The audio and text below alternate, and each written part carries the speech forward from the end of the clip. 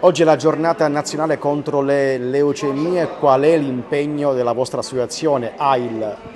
L'AIL, l'associazione appunto contro le leucemie, linfomi e mieloma, opera già dal 1969 in Italia e in tutte le province attraverso le AIL provinciali a sostenere tutte le persone che sono malate di leucemia, linfomi e mieloma in tutto il percorso della loro malattia.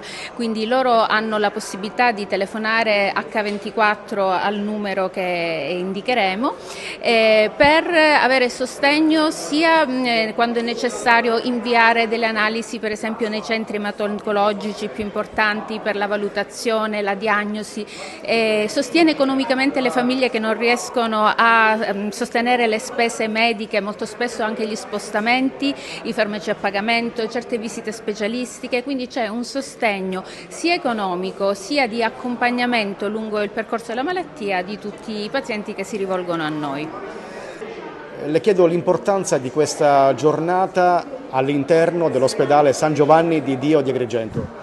Sì, oggi siamo qua un gruppo di volontari in rappresentanza ovviamente della nostra grande famiglia, famiglia che è guidata da diversi anni dalla dottoressa Marianna Bonsignore, la nostra presidente provinciale.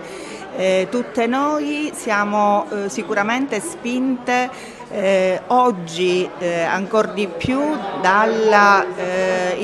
dall'importanza che secondo noi riveste la ricerca scientifica ed è uno dei principali obiettivi ovviamente dell'AIL nazionale, che oggi oltretutto per noi è un giorno di festa perché oltre a ricorrere la giornata nazionale oggi l'AIL compie anche 55 anni di attività che si rivolge a tutti gli ammalati oncoematologici e ai loro familiari per offrire assistenza e qualunque tipo di informazione oltre che sostegni economici.